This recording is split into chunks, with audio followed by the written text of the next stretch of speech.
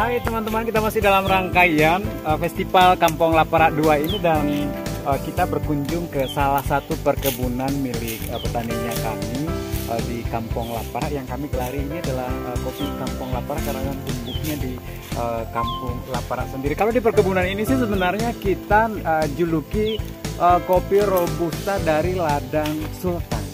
Pemiliknya bernama Puang Sultan, makanya diberi nama Ladang Sultan. Nah, kebetulan prosesornya yang mengelola perkebunan ini adalah saudara beliau sendiri. Ini bersama dengan kami ada Puang Alimuddin di tempat kami saat ini.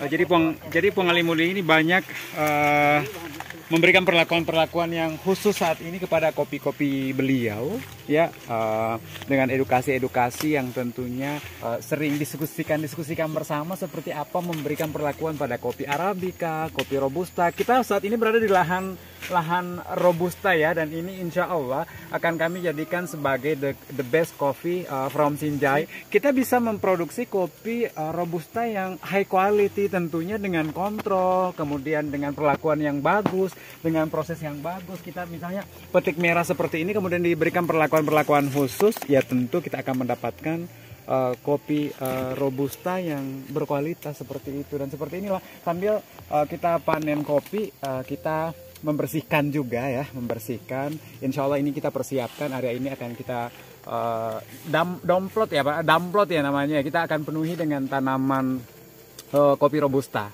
Sambil itu di sini kan sudah tumbuh ada pala, kemudian ada cengkeh, kita tanami vanili. Kita berharapnya juga nanti bahwa cita rasa dari Robusta ini setidaknya akan ada aroma rempah-rempah juga sih ya. Yeah. Sebagaimana perlakuan kita pada Arabica kayak gitu. Kalau Robusta sendiri yang kami lakukan di Kampung Lapara, setelah dipetik seperti ini kita perlakukan secara natural saja ya.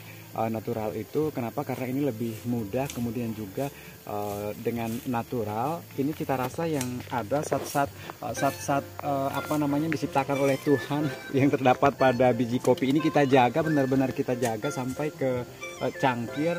Karena memang tugasnya sih kita sebagai prosesor, tugasnya Puang Alimuddin sebagai prosesor hanya satu sebenarnya, bagaimana menjaga cita rasa yang dihadirkan oleh Tuhan pada melalui buah kopi ini, dan itu bisa dijaga sampai nyampe ke cangkir. Jadi gimana pun modelnya, ya tentu ketika ini terjaga maka kita akan memberikan kopi-kopi yang berkualitas kepada teman-teman barista, teman-teman penggiat kopi di hilir kanan.